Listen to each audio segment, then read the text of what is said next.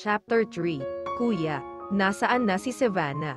Tanong ni Lance kay Stanley nang makita itong mag-isa lamang bumaba galing sa taas ng kwarto. Naghahanda na sila para sa outing nila sa araw na ito. Hindi naman gaano kalayo ang villa sa beachside kaya lahat sila ay naka-beach outfit na rin. Nagbibihis pa siya. Mamaya-maya bababa na rin yun. Sagot ni Stanley sa tanong ng kapatid. Nandoon na rin ang mama at papa nila at nakahanda na rin at sadyang hindi rin talaga nagpatalo sa beach outing. Parating na pala si Ate Savannah. Wow gosh Kuya Stanley, head turner talaga ang asawa mo. Sambit ni Lance sa kapatid. Nang lumingon si Stanley ay nakita niyang pababa na si Savannah at nakasuot ng two-piece na kulay pula.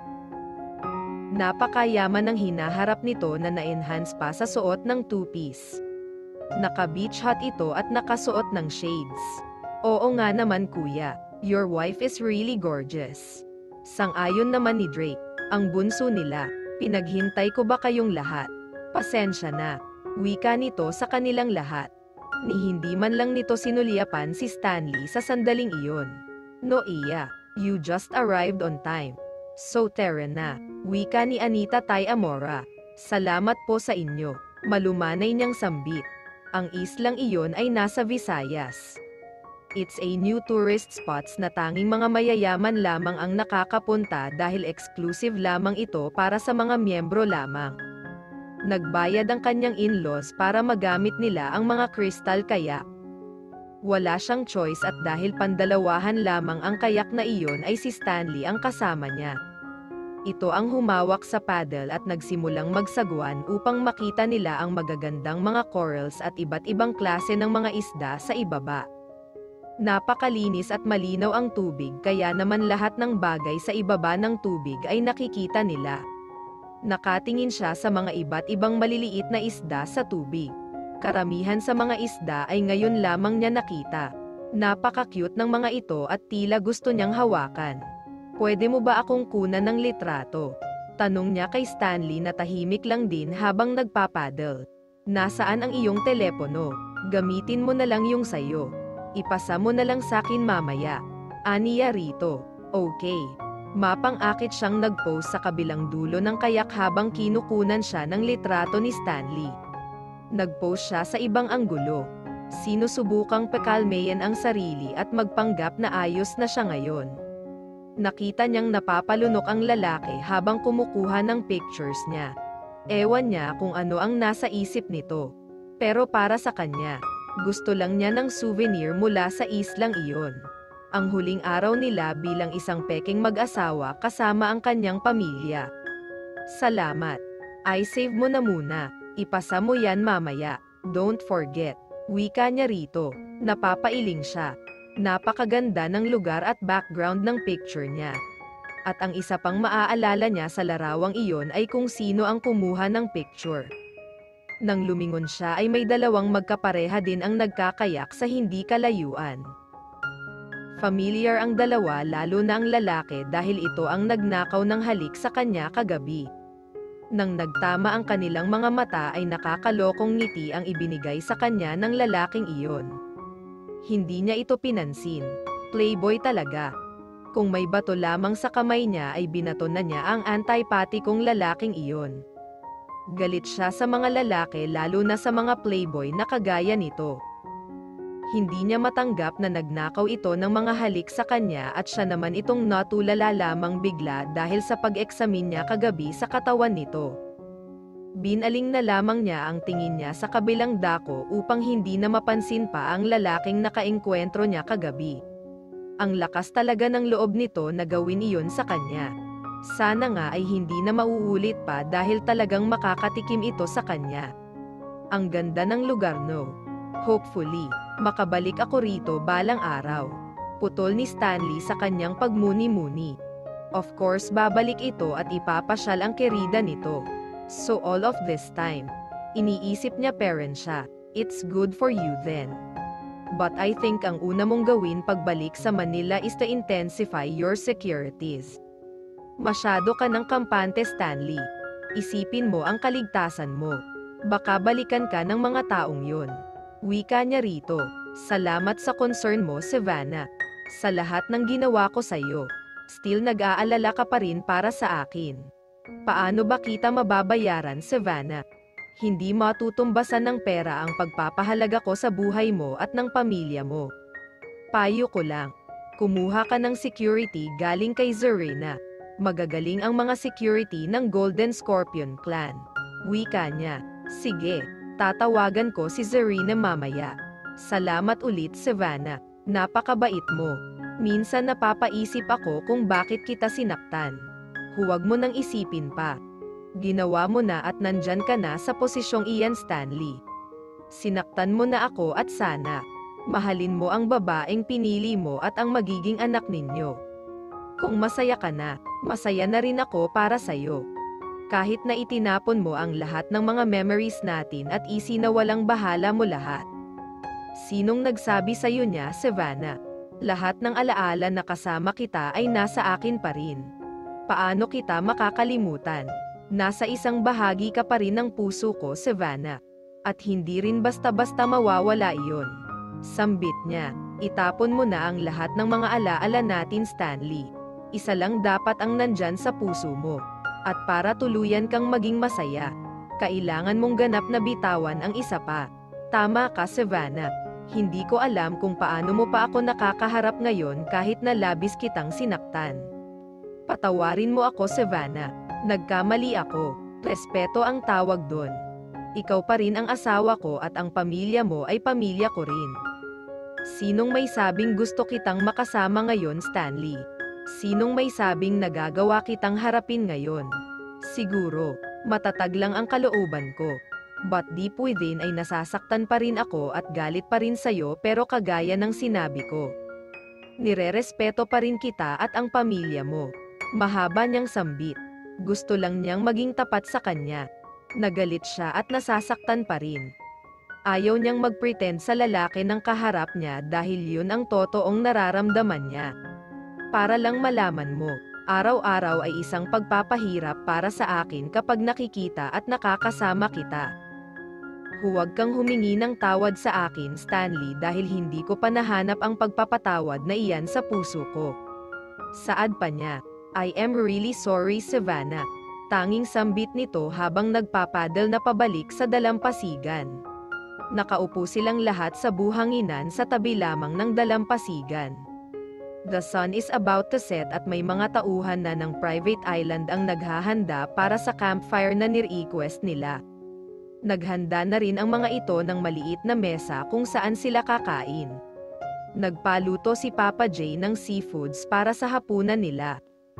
Mga anak, sana ganito na lang araw-araw. Ang saya kapag may oras tayo para sa isa't isa. Sana mauulit pa ito. Madamdaming sambit ni Papa J sa kanila ni Stanley. Ngumiti lamang siya ng mapait. Alam niyang hindi na niya mabibigyan pa ang hiling nito dahil pagkatapos lamang ng outing nila rito sa isla ay babalik na ulit sila dati ni Stanley. Uuwi na ito sa Querida at siya naman ay aasikasuhin ang cafeteria habang naghihintay ng mission. Yes naman, Mom and Dad. We will still be doing this 100 times. Singit ni Lance. Tama ka. There's no reason na hindi na tayo magsasama pa. Next time out of the country naman tayo, Dad. Dagdag pa ni Drake. Well, san anga Iho? Sagot ni Papa J. Kaya ikaw, honey, palagi mong inumin ang mga gamot at vitamins mo. At umiwas ka na rin sa stress sa panahon ngayon. Let's just choose to be happy. Wika ng Donya. Oo nga, Papa J. Tama ang sinabi ni Mom. Don't stress too much po. Always think of positive thoughts and beautiful memories. Dagdag pa niya. Sana nga ay matatanggap nito kaagad kung sakali mang tatapatan na ito ni Stanley. Alam niyang masasaktan rin ang pamilya ni Stanley dahil malapit na sila sa isa't isa. Dasal niya ay madali nilang tatanggapin ang totoo na hindi na sila ni Stanley. Kuya, ikwento mo naman ang love story niyo ni Savannah. Wika ni Lance sa kapatid. Napalunok siya at nang tiningnan niya si Stanley ay natigilan rin ito. Oo nga, anak. Dagdag naman ng mommy ng mga ito. Magkasama na kami since college. Ako ang first boyfriend niya. At siya rin nag-first girlfriend ko. Marami kaming pagkakatulad sa karaniwang bagay at magkatugma rin kami sa maraming paraan. Pagkwento ni Stanley sa mga ito.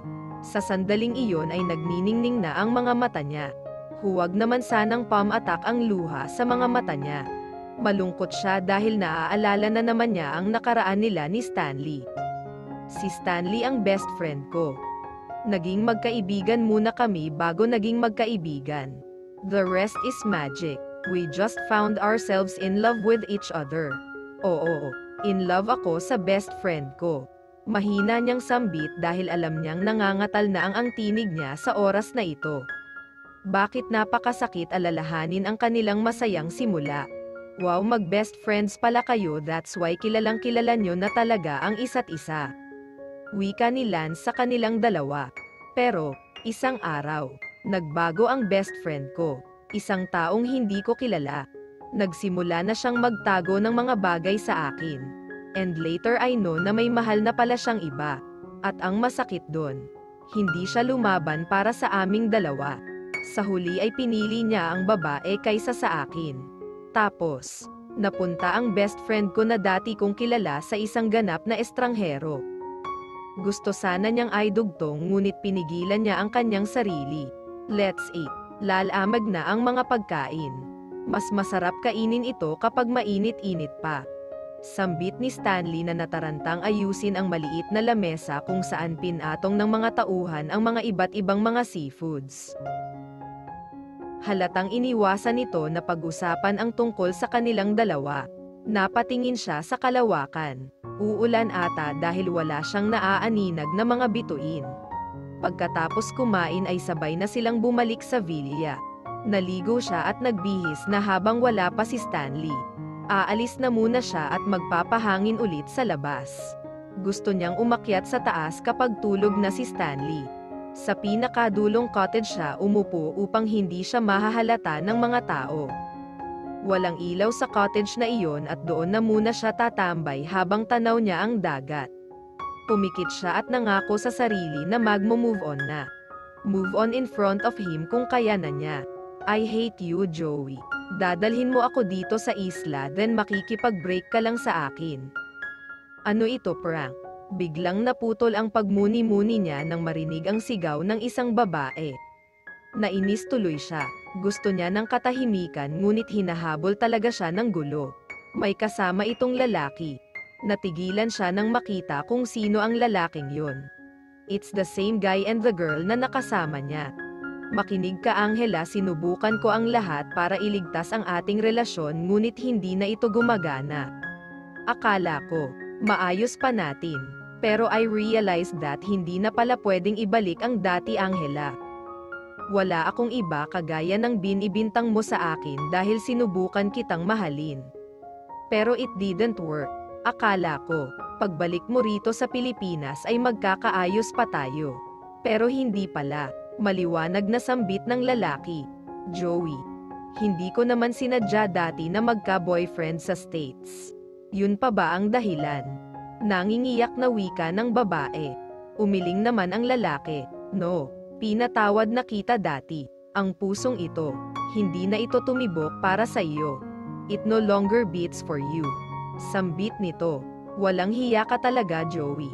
Makikipag-break ka lang pala sa akin dito sa isla. Sana sinabi mo na kaagad. Muling hiyaw ng babae. Kagaya ng sinabi ko, sinubukan ko pa sanang ayusin ang relasyon natin. Ikaw, gusto mo pa rin bang ituloy natin even though we know it will never work again? Sambit ulit ng lalaki. Napailing na lamang siya. Malungkot na nga siya at broken-hearted. Nakita at narinig pa niya ang dalawa. Okay, fine, Joey. Let's break up, pero huwag na huwag kang bumalik sa akin at hihingi ng tawad dahil sisipain ko yang pagmumukha mo. Huling sambit ng babae bago ito lumisan. Nakita niyang papunta ang lalaki sa cottage na kinaroroonan niya. Umupo ito at talagang hindi pa siya nito napansin. Nakasandal siya sa malaking poste ng cottage. Kung sa bagay, hindi talaga siya maaaninag ng ibang tao kung hindi siya magsasalita. Hay nako, bakit mo naman dinala pa rito tapos break up naman pala ang pasurpresa mo? Nako, scammer ka talaga. Bigla na itong napatayo sa kinauupuan nang magsalita siya. Lumapit ito sa kinaroroonan niya. Hinawakan nito ang mukha niya at hinayla ang kanyang buhok. I just wanna make sure if you are really human. Pasulpot-sulpot ka kasi miss. Teka, narinig mo ang lahat ng conversation namin ni Angela. Ang tanong ng lalaki. May kaunting liwanag na mula sa ilaw ang umaaninag sa mukha nito. Oo, from the beginning until the end. Sagot niya. Alangan namang tatakpan ko ang tainga ko. Di ba? Ako ang nauna rito kaya entitled ako sa kung anuman bagay ang maririnig ko, right? Sambit niya. Okay, then so you heard it all. Wika nito. Ang dali mo namang pagsawaan ang isang tao, no? Ang galing mo. Wika niya rito. Alam mo kung makapagsalita ka parang mas alam mo pa ang kwento ng buhay namin. For your information, miss. Siya ang naunang nagloko noong nag-aral siya sa States. Bumalik siya recently at nakipagbalikan sa akin. Sinubukan ko, pero wala na pala talagang chance for the second time. Walang kaso if she cheated on me. Ang sabi naman niya ay pinagsisihan na niya pero yung feelings talaga ang wala na.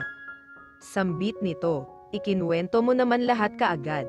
Well, mahal ka pa ng girlfriend mo. Maaatim mo bang saktan siya? The pain you are causing her right now is killing her heart. Makonsensya ka naman dong, wika niya rito. Really? Ang kanyang hitsura at pangangatawan ay masasabi talaga niyang mas bata talaga ito sa kanya. Oh no, I am not that type. Mas gusto ko pang maging honest sa isang relasyon kaysa sa maging mabuti sa kanya pero napipilitan lang naman pala. Mas mabuti pang masasaktan na siya ngayon, di ba? At least nasabi ko na sa kanya ang lahat at wala akong itinago. Sambit nito, tama nga naman ito. Sana nga ay makakahanap ka ng babaeng para sa'yo talaga. And advice ko sa'yo, sana kapag manligaw ka ulit siguraduhin mong mahal mo talaga. Dahil baka biktima na naman ng scam ang resulta. Tukso niya rito, it just felt okay to talk to him that night. Parang gamaan ang loob niya sa lalaki. Is she advising him what to do? Hindi rin talaga niya mapigilan ang sarili dahil para sa kanya ay ayaw niyang may nasasaktan. San Angga dahil ako mismo ay ayaw kong manakit. San Angga bigyan na ako ni Lord ng para sa akin. Wika nito, hay nako, tutoy enjoy mo muna ang pagiging single mo. Saka na yang love na yan, no? Darating rin yan in an unexpected manner dahil kung para sa'yo talaga ang isang bagay ay majigig sa'yo talaga in the end. Remember that. Thank you. By the way, I am Joey Lawis. Inilahad nito ang isang kamay sa kanya. Savannah Tay Amora. Your name sounds familiar, ha? Sagot niya. Yours too. Wait, Tay Amora. Parang familiar rin. Natatawang sambit nito. Family ng mga negosyante ang asawa ko. Sambit niya. I see. May asawa ka na pala. Wika nito. Yeah, 3 years married already. Sagot niya. Nakita niyang ibinaba nito ang tingin. So matagal na. I bet. Ang saya mo sa asawa mo, no? Bakit mo nasabi? Manghuhula ka ba? Tanong niya. Wala lang. Magaling akong manghula. Sagot ni Joey. Well, nagkakamali ka dyan. Gusto na ngang makipaghiwalay ng asawa ko sa akin. Dahil buntis ang kanyang kabit, wika niya rito. Ginawa niya ba talaga yon? Maang nitong sambit. Oo, ang saya, diba? Natatawa niyang sambit rito. At least yung sakit na yun ay magpapalakas sa akin. Wika niya. At marahil, ang sakit na iyon ay magpapasaya sa iyo balang araw. Sambit ulit nito. San Angga, no? Para at least, pareho kaming masaya. Unfair naman atang siya lang at ang babae niya ang masaya, diba? Dagdag pa niya. Tama Kangga naman. Pero sandali lang. Sino itong lalaking papalapit sa atin? Tanong nito sa kanya. Lumingon siya at nakitang naglalakad si Stanley papunta sa cottage na kinaroroonan nila. Paano naman nalaman ni Stanley ang kinaroroonan nila? Savannah, nandito ka lang pala. Wika nito na di makatingin ng diretso sa kanya. Hey, pwede ba bumalik ka na sa villa? Lasing ka ba? Or nagka-amnesia ka na, Stanley, dahil hinahanap mo ako? Nakangisi niyang sambit kay Stanley. Bigla na lamang itong sumulpot at lasing pa talaga. Hindi ako babalik doon kung wala ka, Savannah. Sino ba ang lalaking iyan? Siya na ba ang ipapalit mo sa akin? Seryosong tanong nito. Napailing na lamang siya. Listen, Stanley. Mauna ka na dahil uuwi rin naman ako. Naiinis na ako, Stanley. Lakad na. Bumalik ka na sa loob. Pagtataboy niya kay Stanley. Ang tanong ko, siya ba ang ipapalit mo sa akin? Muling tanong nito. Napatingin siya kay Joey at kinindatan ito. Hindi pa yan, Stanley. Mas malayo pa sa itsura ng lalaking yan, no? Kung papalitan kita, syempre naman dun sa taong mas higit pa sayo. At hined naman itong tutoy na ito ang jojowain ko, no? I am not a cougar at saka ang pangit nitong lalaking ito. Dagdag pa niya. Narinig niya ang mahinang mura ni Joey nang marinig ang sinabi niya. Savannah, let's go home. Wika nito. Nakainom ba ito ng isang baldeng tubig dagat? Parang nag-iba ata ang ihip ng hangin ng taong ito. Love, forgive me, don't leave me. I love you so much. Nakumpirma nga niyang si Stanley pala ang nagsasalita. He is really asleep. Positive nga na nananaginip ito. Tama nga ang masabi-sabi dati na ang mga panaginip raw ng isang tao ay puro kabaligtaran sa totoong buhay. Stanley is dreaming and begging her to stay, but in real life he is the one leaving her.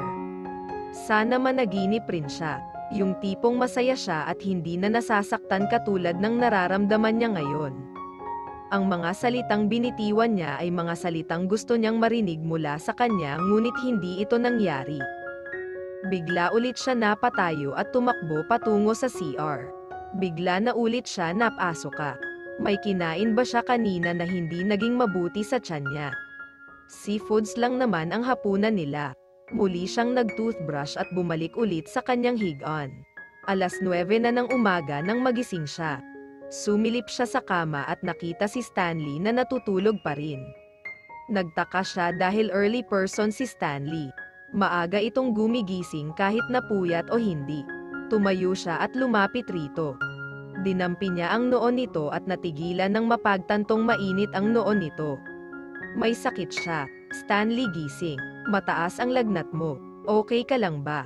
Mahina niyang tinapak ang pingi nito upang tuluyan na itong magising. Ha, Savannah, I am not feeling good. Wika nito sa kanya. Sige. Bababa na muna ako, hihingi lang ako ng pagkain at gamot. Wika niya rito bago bumaba. Mabuti na lamang at may soup sa lamesa at nakahingi na rin siya ng gamot kay Lance. Sinabi niya sa mga ito na hindi na muna sila makakasama sa pamamasyal sa araw na ito dahil masama ang pakiramdam ni Stanley. Labag man sa loob niya ang pag-aalaga rito. Sino pa nga ba ang gagawa sa sandaling ito? Ano na lang ang sasabihin ng pamilya nito kung hindi niya aalagaan ang asawa niya? Inilapag niya ang pagkain ni Stanley sa lamesa na nasa tabing kama. Inilagay na rin niya sa tabi ang gamot at ang tubig. Inumin mo na yan, Stanley, para may lakas ka na ulit. Malapit na tayong umuwi, kailangan mong mag-ipon ng lakas. Mahinang sambit niya nang maalala ang kapilyahang ginawa niya kagabi sa kerida nito. Salamat, Savannah, ha. Wika nito. No need to thank me. Ginampanan ko lang ang papel bilang iyong asawa gaya ng itinuro mo sa akin. Mapait niyang tugon sa lalaki. Nagsimula na itong kumain at walang paabang tumakbo na naman siya papasok sa CR at muli na namang nagsuka. Hindi pa nga siya nakakain ay panay pa ang suka niya na puro laway lang naman. There is really something, lalo na sa kung ano man ang kinain niya. Parang namumutla ka at, tanong ni Stanley sa kanya. Okay ka lang ba? Samuka ka ba? Tumango siya rito. Kagabi pa masama ang pakiramdam ko. May nakain siguro ako na nagpasakit ng tiyan ko. Sana, mawala rin ito. Daing pa niya. Kumain ka na ba? Umiling naman siya sa lalaki. Wala siyang ganang kumain. Pakiramdam niya ay lalabas rin kung ano man ang kakainin niya. Dapat kang kumain, Savannah. Tignan mo. Pamayat ka. Wika nito. Wala kang pakialam. Tigilan mo ang pagkakausap sa akin na para baf nag-aalala ka sa akin, Stanley. Manahimik ka na lang, okay? Sambit niya rito. Nakakainis itong pakinggan. Parang concern ito, samantalang nagawa nga siyang lokohin at saktan. Natahimik lamang ito nang marinig ang sinabi niya. Maybe he realized that she is right. Tapos ka na ba? Dadalhin ko na sa baba ang mga pinagkainan mo. May bimpo sa CR. Maghilamos ka na lang muna. Utos niya rito. Kahit naiinis ay isinantabi na muna niya ang pakiramdam niya. Savannah, muli nitong tawag sa kanya. Tumayo naman siya at tumigil sa paglalakad. Bakit yun, Stanley? Hindi ko alam kung paano magpasalamat sa pag-aalaga mo sa akin simula kagabi. Muling saad nito. Never mind. Ngayon ka pa ba mamomablema dyan, Stanley? 3 years nga kitang pinagsilbihan. Ngayon mo lang ba naisip na mag-thank you? Totoo yan.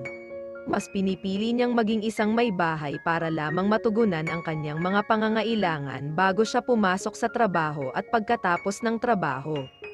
Sa mga oras na siya ay may sakit, siya ay nasa tabi niya. Iyon ang bagay na namiss niyang makita. Bumaba na siya at kumain na rin kahit kaunti lamang. Pagkatapos ay umakyat ulit siya at naligo at nagbihis habang si Stanley ay natutulog sa higaan. 2 araw na lang ang stay nila sa isla. After this, hindi na niya inexpect pa na magiging bahagi pa siya ng mga Thai Amora. Sana ay hindi na muling mag-cruise pa ang landas nila pagkatapos ng pagpapanggap nila ni Stanley ngayon para naman makaka-move on na siya. Samantala, umiiyak si Grace habang nakaupo sa couch ng condominium. Wala ni isa sa 2 naninilbihan sa kanya ang sumubok na lapitan siya. Hinawakan niya ang tiyan niya. Malapit na ring mag2 buwan ang tiyan niya. Panay ang paglilihi niya kaya kung ano-ano ang ipinabibili niya sa mga katulong. Malalaki na ang kanyang eye bag sa kakaisip kay Stanley at sa asawa nito. Ma'am, inumin niyo na po ang vitamins ninyo. Wika ng isa sa mga kasambahay na kinuha ni Stanley para sa kanya. Kinuha niya ang vitamins at itinapon iyon.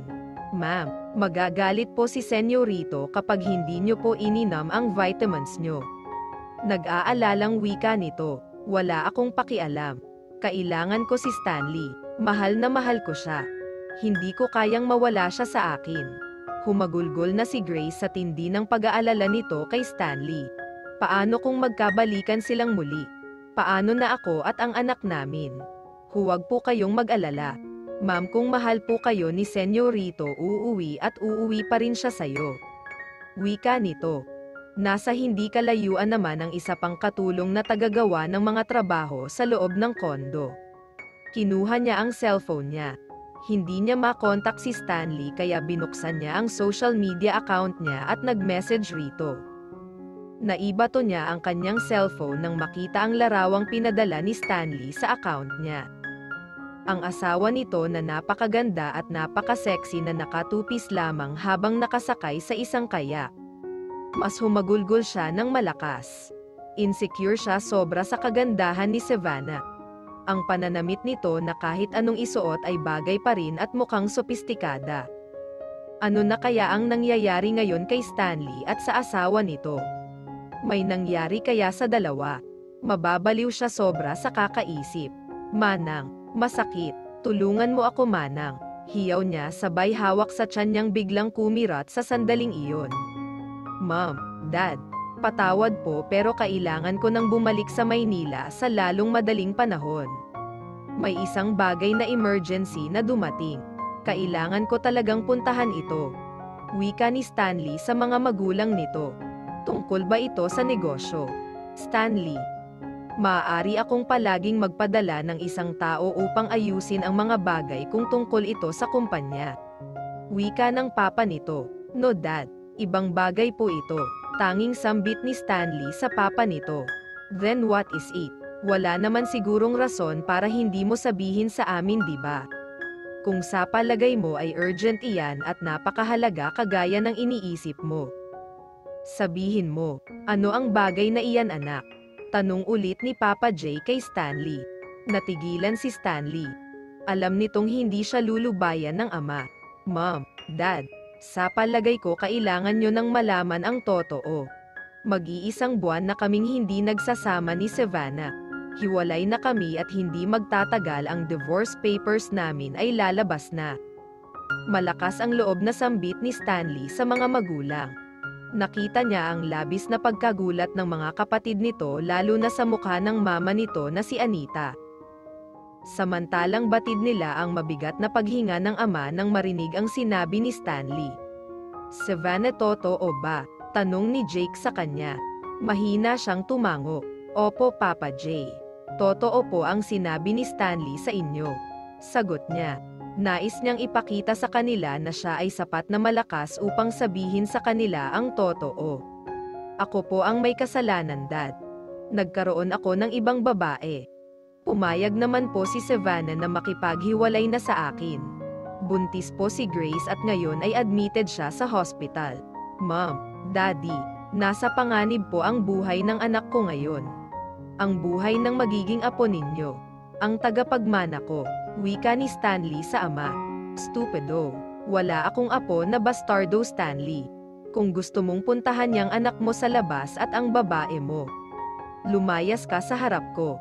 Wika ni Papa J na walang pagsidlan ang galit sa mukha.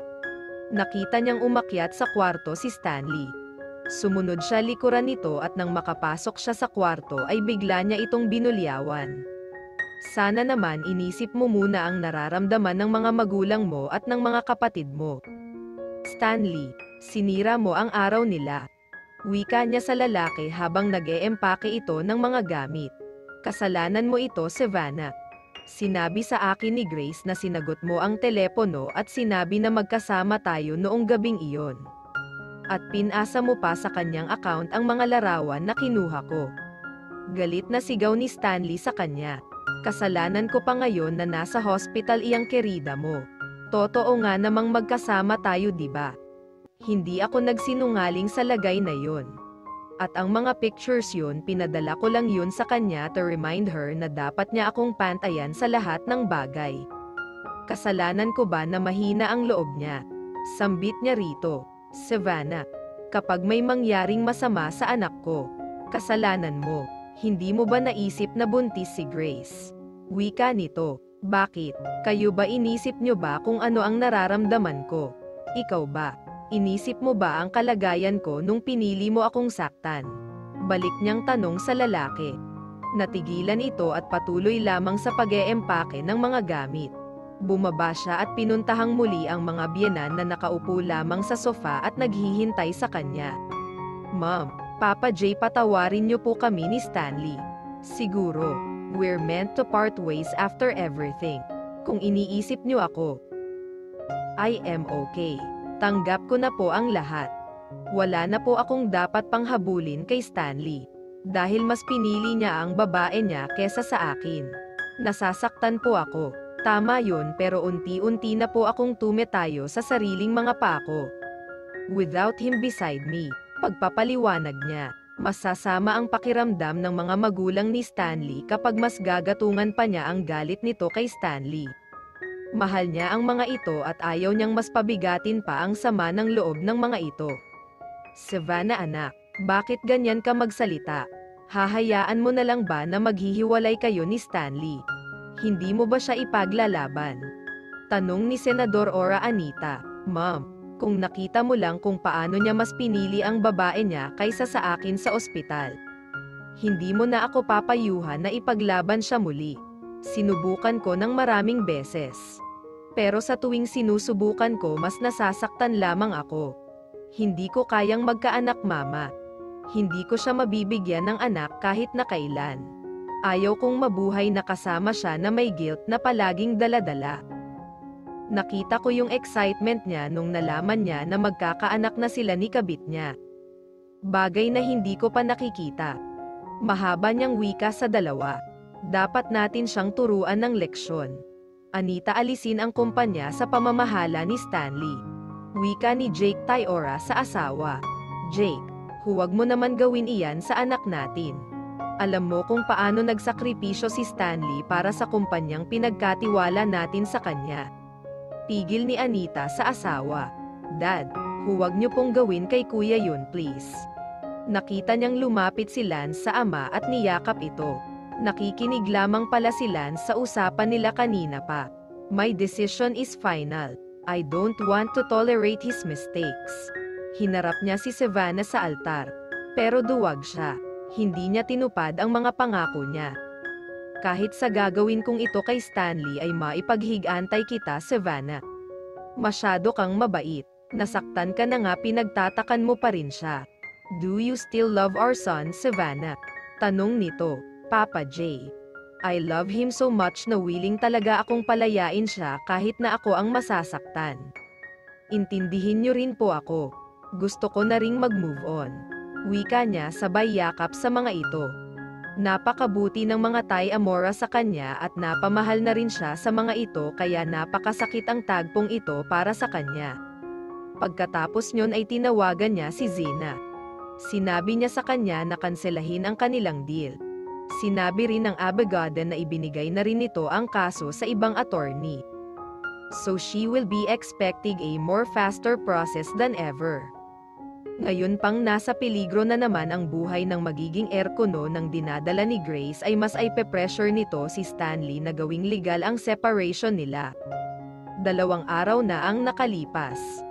Bumalik na ulit siya sa cafeteria. Marami siyang pending na inventories kaya masyado siyang naging busy. Ma'am, si Sir Stanley po, hinahanap kayo. Tumayo siya at lumabas na sa office niya. Nakita niya si Stanley na may kasamang may katandaan ng lalaki sa loob ng shop.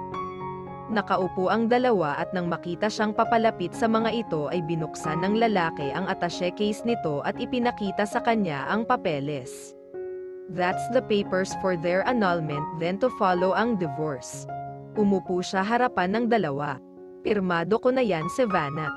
Tanging sambit ni Stanley sa kanya. Tumango naman siya at nakuha na niya ang ibig sabihin ni Stanley. She signed it right away. And after signing, ipinatong niya ang wedding ring nilang mag-asawa sa ibabaw ng mga papeles. Salamat sa mga alaala, Stanley. Ang 3 taon na kasama kita ang pinakamagandang sandali ng buhay ko. Itinuro mo sa akin ang lahat. Tinuruan mo ako kung paano pahalagahan ang buhay. Salamat at palem sa iyo. Hangad ko ang kaligayahan mo, Stanley. Aaminin ko sa iyo that signing these papers hit me once more. Bumalik ang lahat ng sakit.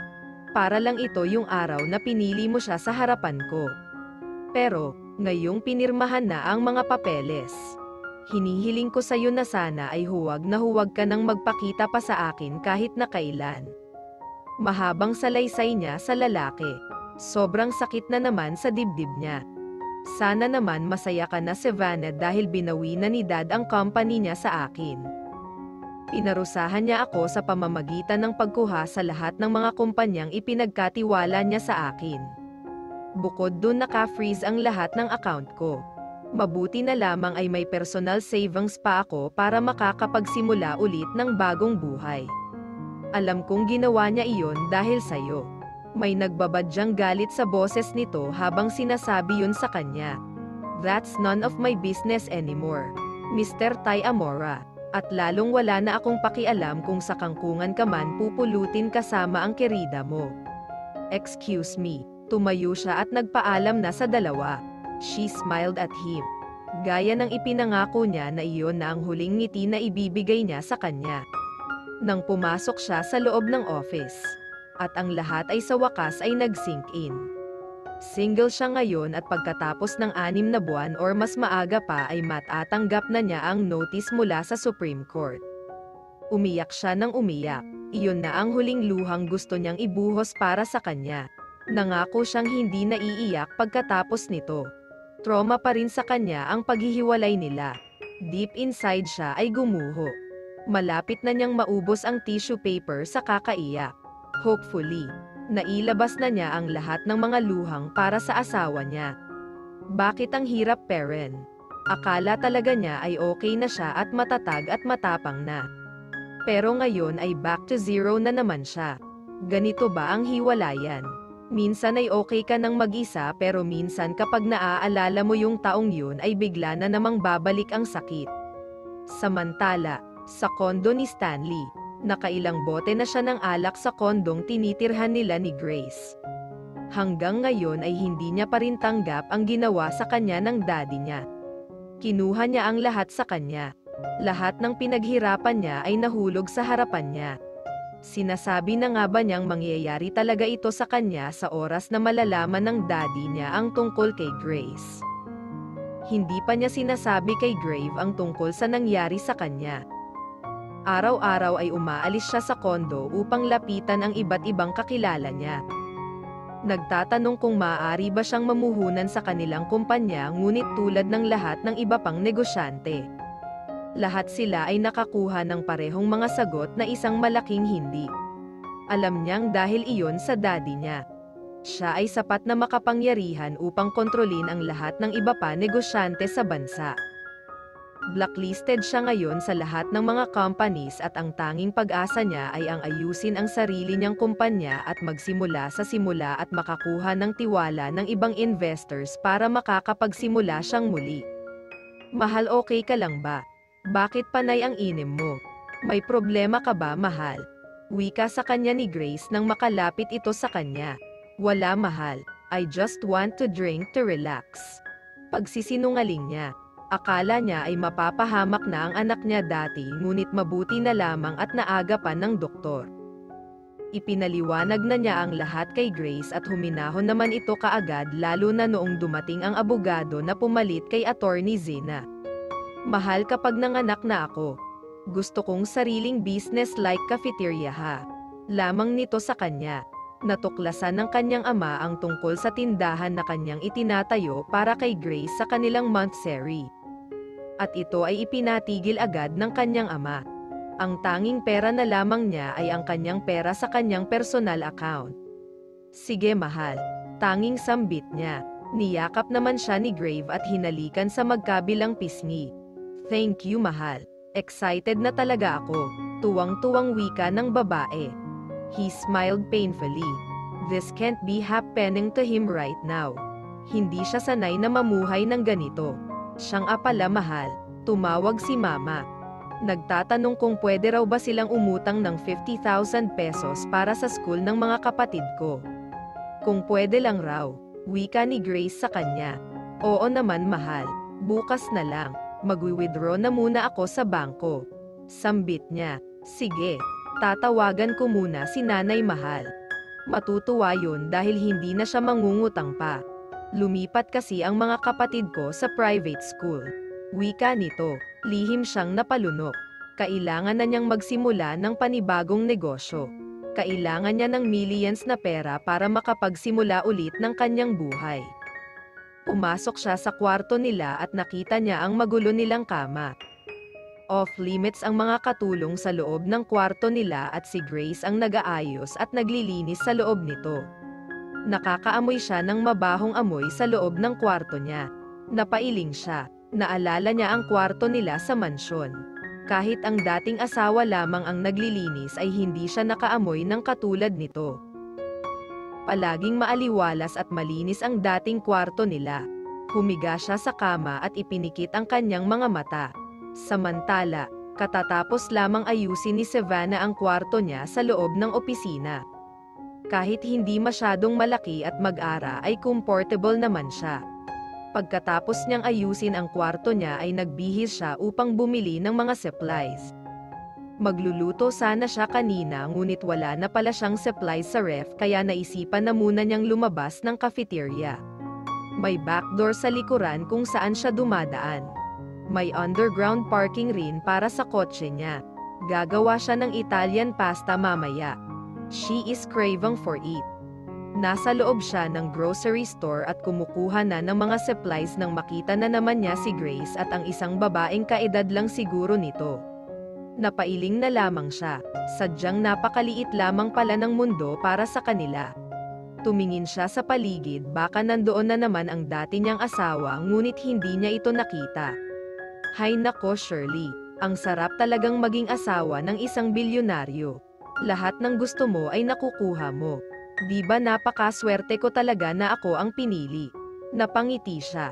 Sino pa nga ba ang pinaparinggan ng babaeng yun kundi siya? Well, patay mali siya na lamang siya dahil hindi naman niya ka-level ang higad na kaharap niya. Hindi pa kontento ang babae dahil halos kulang pa ang 2 cart na tinutulak ng dalawa. Alam mo ba, pang 1 linggo lang ito. Next week ay mamimili na naman ako. Dagdag pa nito. Nakita niya ang pinamili niya. 1 cart lamang iyon dahil mga importante lang naman ang mga pinamili niya. Pipila na sana siya sa counter nang biglang sumingit si Grace at ang isa nitong kasama. Hindi niya akalaing ganito kabastos ang babae ni Stanley. Paano nahulog si Stanley sa ganitong klase ng babae? Hindi naman ito bulag para makita ang tunay na kulay ng babae. Noon, akala niya ay santa ito. Ngunit kalaunan ay bigla na lamang itong nagbago. Paano nito nakuha ang atensyon ni Stanley? Nadala ba ang asawa niya sa kaseksihan at maamong mukha ng babae na tila hindi makabasag ng pinggan? Kung siya lang ang masusunod ay kanina pa nahimete ang dalawa kapag pinagtuunan niya ang mga ito ng pansin. Ngunit ayaw na niya ng gulo. Kagaya nga ng gusto niya ay magmo-move on na siya. Ipapakita niya na matapang siya at kaya niyang mabuhay mag-isa. Ma'am, 15,000 pesos po. Sambit ng cashier kay Grace. Kumuha naman ng 1 gold card ang babae sa purse nito at ibinigay sa Kaera. Kinindatan pa nito ang kasamang babae at sumenyas na parang nagsasabing barya lamang sa kanya ang halagang iyon. Ma'am, I am sorry po pero transaction failed po. It's either this gold card is blocked or cancelled na po. Wika ng Kaera kay Grace na biglang ikinatulis ng mga mata sa babae. Miss, hindi ako nakikipagbiruan sa'yo. Ayusin mo ang trabaho mo. Subukan mo ulit. Nakapamewang na saad nito sa Kaera. Sinubukan ulit ng Kaera ang gold card ni Grace ngunit nakita niya ang pag-iling nito. Ma'am, sorry po talaga dahil cancelled na ata ang card na ito. Tanga ka ba? Anong cancelled? Don't you know that this card belongs to a famous billionaire in Asia? Miss, isang Thai Amora ang may-ari ng gold card na ito at ako lang naman ang future na asawa niya. Subukan mo ulit. Huwag kang tatanga-tanga dahil kaya kang paalisan ng asawa ko sa trabaho. Nakataas ang kilay na saad ni Grace. Maybe, she is telling you the truth, Grace. Baka wala nang laman yang card mo na yan. Bayaran mo na lang ng cash para hindi na kami mainip sa kakahintay dito. Wika niya rito. Naiinis na siya dahil nagawa pa nitong takutin ang Kaera. Oo nga ma'am, cash na lang po. Pagsang-ayon ng Kaera sa sinabi niya. Wala akong cash kaya nga iyan ang ginagamit ko. Angal ni Grace sa kanila. Eddie, umalis ka na muna riyan ano. At kami na muna ang magbabayad. Ang dami ng oras ang nazayang Grace. Wika niya rito. Hey mahal, bakit ang tagal mo? Kanina pa ako naghihintay sa labas. Isang pamilyar na boses ang narinig niya sa opposite direksyon ng Kaera. Si Stanley iyon. Nakasuot ito ng puting shirt at maong na shorts. Nakasukbit ang susing kotse nito sa gilid ng maong nitong shorts. Nagkatinginan silang dalawa pero bigla niyang iniwasan ang tingin rito. It's just her ex-husband. Kagaya ng sinabi niya kapag muling magkukrus ang landas nila ay aakto siyang hindi niya ito kilala. Nakita niya ang biglang pag-amo ng mukha ni Grace nang makita nito si Stanley. Mahal, kailangan ko ng 15,000 pesos. Hindi na raw gumagana ang gold card mo. Wika ni Grace. Nakita niyang dinukot ni Stanley ang wallet nito at kumuha ng pera at ibinigay iyon kay Grace. Hanggang sa umalis na ang mga ito ay hindi na siya muling tumingin pa sa mga ito. Bigla siyang nilamag at pinawisan ng buo habang naglalakad siya pabalik ng parking lot. Unti-unting nanghihina ang tuhod niya sa hindi mawaring dahilan. Siguro nga ay nakalimutan niyang kumain kanina. Bigla na lamang nandilim ang kanyang paningin at dahan-dahan siyang napaupo sa semento nang makaramdam ng matinding pagkahilo. Paandarin na sana ni Stanley ang sasakyan nito nang mapansin ang babaeng naglalakad sa parking lot habang binubuhat nito ang mga biniling groceries kanina. Nagulat pa siya nang bigla itong lumuhad at parang hindi maganda ang pakiramdam nito. Nakita niya ang pagbagsak ng katawan nito sa semento. Bubuksan sana niya ang pinto ng kotse at tutulungan ang babae ngunit bigla siyang pinigilan ni Grace. Subukan mong tulungan ang babaeng yan, Stanley. Iiwanan ka namin ng anak mo. Kapag tinulungan mo siya, ibig sabihin ay concern ka pa rin sa kanya at mahal mo pa siya. Wika ni Grace sa kanya. Ano ka ba? Tanging tanong ni Stanley kay Grace. Hindi masama ang tumulong at kahit na sino pa ang natambe dyan sa gilid ay tutulungan ko pa rin. What if ikaw yan, Grace? Paano kung sa'yo mangyayari yan? Binaklas niya ang kamay ni Grace na nakahawak sa braso niya at itinuloy ang pagbaba sa kanyang kotse. Bago pa man siya nakarating sa kinaroroonan ni Savannah ay may mga tao nang naunang lumapit rito. I know her. She's my friend. Dinig niyang wika ng isang babae. Si Taylor iyon, ang isa sa mga matalik na kaibigan ni Savannah. Mabilis siyang bumalik sa kotse at nakitang nakasimangot si Grace. Makinig ka. Hindi ka na dapat magalit pa dahil wala na nga siyang papel na pinanghahawakan. Ginawa ko iyon dahil may pinagsamahan naman kaming dalawa ni Savannah. At kapag tutulungan ko siya, hindi ibig sabihin ay babalikan ko na siya dahil mahal ko pa rin siya. Please Grace, be matured naman pwede, sambit niya rito. Samantala, gising na pala si Sleeping Beauty. Bungad na saad ni Taylor sa kanya nang magising siya. Nandoon din si Zarina, Lucy Violet, Layla at Ruby Rose. Ano ang ginagawa niyo rito? Maang niyang tanong sa mga kaibigan. Girl, hindi ka rin ba magtatanong kung bakit ka narito sa hospital? Well, nandito kami kasi nandito ka. Sagot naman ni Lucy na kumakain sa lamesa na nasa tabi niya. Ha, OMG, anong nangyari? She tried to think again. Oo nga pala, ang huling naalala niya ay nasa labas siya ng grocery store sa may parking lot. Savannah, the doctor is coming. Siya na ang magpapaliwanag sa'yo. Sambit naman ni Layla na napaka-busy pa rin sa laptop nito. Hindi naman nagtagal ay may narinig silang katok at pumasok ang isang may edad na babae sa loob. Good evening, Savannah Wright. Iya, alam mo na naman siguro na nahimite ka. Nako, next time mag-ingat ka. Kumain ka sa oras. Huwag kang magpalipas ng gutom ha. Hindi maganda sa isang buntis na mag-skip ng meal lalo na sa first trimester ng pregnancy. Paliwanag nito sa kanya. Kumislap ang kanyang mga mata nang marinig kung ano ang sinabing doktor. Isa-isa niyang tiningnan ang kanyang mga kaibigan. Ang saya ng mga ito habang nakatingin sa kanya. Hindi siya makapaniwala. Kinurot niya ang sarili niya dahil baka nananaginip lamang siya. Doc, totoo po ba? Hindi po ba kayo nagkakamali? Paniniguro niya. Ayaw niyang umasa. Baka nagkamali lamang ito. Yes, Iya. You are 6 weeks pregnant. Sagot nito. Kasi Doc, ang sabi ng OB ko hindi ako mabubuntis. Wika niya. Well, miracles do happen, Iya. Wika ng doktor sa kanya. Sige, I'll instruct the nurse para sa mga vitamins mo ha. Iiwan ko na muna kayo. Wika nito at nagpaalam na sa kanila. Dinig niya ang tiyo ng mga kaibigan niya. Si Lucy at Layla ay pumapalakpak sa sobrang galit. Natigilan siya. Hindi talaga siya makapaniwala. Buntis siya. It means magkaka-baby na siya. Niyakap niya ang sarili niya. Her eyes explodes with tears.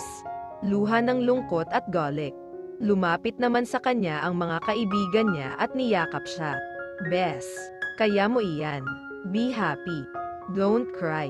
Makakasama kay baby. Wika ni Zarina sa kanya. Please girls, sikreto na muna natin ito. Don't let any of the Thai Amora know that I am pregnant. Ayaw kong kawan ako. I deserve to be happy now. Sambit niya sa mga ito. We respect your decision, girl. Sambit ni Taylor sa kanya. Hindi pa rin niya napigilan ang pagpatak ng mga luha sa kanyang mga mata. Magkaka-baby na siya at balang araw ito ang magjing kasama niya at karamay niya. May inspirasyon ka na, Bes. Wika naman ni Layla. Tama ang mga kaibigan niya. It's time to be happy now. May inspiration na nga siya para ipagpatuloy ang kanyang buhay kahit na mag-isa siya. She is a strong-willed woman, kaya niyang maging ama ay nanay sa magiging anak nila. Ang siraulo na iyon, wika ni Taylor nang maisip siguro nito ang asawa niyang si Stanley. Taylor, wag mo na siyang isipin kahit kailan. Huwag mo na banggitin ang kanyang pangalan at kung ano ang kanyang ginawa kasi hindi na niya kami deserve. Hindi siya worth it na makilalang ama ng anak ko. Proud siya sa magiging anak niya sa labas kaya hayaan natin siya. Gusto ko na rin ng katahimikan. Yung walang pakialaman, tungkol sa aking pagbubuntis. Hayaan nyo silang matuklasan ito. Bahala na sila kung ano ang iisipin nila. Hindi na ako maghahabol ra. Mahabang wika niya sa mga ito. Sinaktan na siya ni Stanley. Ayaw niyang pati ang anak niya ay masasaktan pa kapag lumaki ito at malalamang iniwan sila ng daddy nito. Para sa kanya ay hindi na dapat pang malaman ni Stanley. Wala na rin siyang panahon na sabihin rito ang kalagayan niya dahil pirmado na nila ang divorce paper. 6 weeks. Yun nga lang, pinirmahan niya ang papeles sa sandaling buntis na siya kay Stanley. Buntis. Buntis siya. Gusto niyang ulit-uliting isiga ang salitang iyon. Magiging mommy na siya. May silbi naman pala siya. Hindi katulad noong una na halos mamatay na siya dahil sa awa sa sarili. Magsasalita pa sana siya nang biglang tumunog ang cellphone niya. It's her ex-mother-in-law. Anita Tay Amora calling. Sumenyas siya sa mga kaibigan na tumahimik na muna. Ma'am, yes po, sure. I will be present. Wika niya sa dating biyenan. Anita Tay Amora is inviting her on a dinner tomorrow night sa mansyon. Pinakiusapan siya ng biyenan na puntahan ang mga ito bukas ng gabi dahil 1 taon raw mamamalagi ang mga ito sa ibang bansa. Siyempre naman, hindi siya mawawala. Wala rin siyang pakialam kay Stanley kung nandoon man ito. Hinimas niya ang kanyang tiyan. Kaya naman pala palagi siyang naghahanap ng pagkain lately. Kung ano ang iniisip niya ay bibilhin o lulutuin talaga niya. Muli na namang may kumatok at pumasok ang isang nurse na may dalang Race-Ata na pinapabili sa kanya. Lahat ay para sa baby niya at sa kanya na rin. Ang sarap isipin na hindi na siya habang buhay na mag-isa. Paglabas ng anak niya ay ibubuhos niya ang lahat ng pagmamahal niya rito. Sobra-sobrang pagmamahal para hindi ito maghahanap pa sa ama nito. Her greatest wish has given to her. Sabi ng gaba niya at kailangan ng mahabang pasensya. Hindi lahat ay binibigyan kaagad ng Diyos kung ano ang gusto natin. Ang kanyang pagbubuntis ay isang malaking pagpapala para sa kanya. Hinawakan niya ang kanyang dibdib. Sa lalong madaling panahon ito ay ganap na gagaling. Balang araw ay magpapasalamat siya sa kanyang dating asawa sa pananakit sa kanya. Kasi ang sakit na iyon ang bumuo sa buong pagkatao niya. Ang sakit na dulot ni Stanley ay siyang magtuturo sa kanya kung ano ang tunay na katapangan. Bes, alam mo na ba? Tanong sa kanya ni Zarina. Yung ano, si Kuya Stanley. Kinuha na ni Tito Jake yung company na pinapamahalaan niya. Lahat ng kanyang bank account ay naka-freeze. Blacklisted na rin siya as CEO sa World Federation. Hindi ko na alam kung paano mabubuhay si Kuya. Kahit na yung mga kapatid niya at mama niya ay minomonitor ng mga tauhan ni Tito kung nag-aabot ba sila ng tulong kay Kuya. Siguradong siya ang nakakuha ng pinakamasamang parusa dahil sa ginawa nito sa marriage ninyo. Alam mo naman na gustong-gusto ka ni Tito. Seryosong wika ni Zarina sa kanya. So that's why canceled last time ang gold card ng babae niya. Sinabi na rin niya sa akin yan last time. Ako nga ang sinisisi ni Stanley. Wika niya rito. Kaya pala hindi makabayad last time ang babae nito. Hindi naman siya bato para hindi masasaktan pero kahit papaano akala niya deserve niya iyon lalo na ang babae nito na animo ay sinong mayaman kung umasta. At isa pa, hindi naman niya inexpect na pati yung gold cards ay napasali sa galit ng ama nito. At gaya mga nang lagi niyang sinasabi, si Jake Tay Amora is the god of Tayamora's empire. Sa isang pitik ng daliri nito ay kaya nitong pabagsakin ang ibang tao kaya naman ganoon na lamang ang takot ng iba pang mga negosyante rito. Well, Balak ko siyang tulungan para makapagsimula siya. Pero hindi pa siguro ngayon dahil mainit pa ang dugo ni Tito. Naaawa ako kay kuya dahil kinalakihan niya ang pagiging anak bilyonaryo. Hindi ko lubos maisip kapag naghirap siya.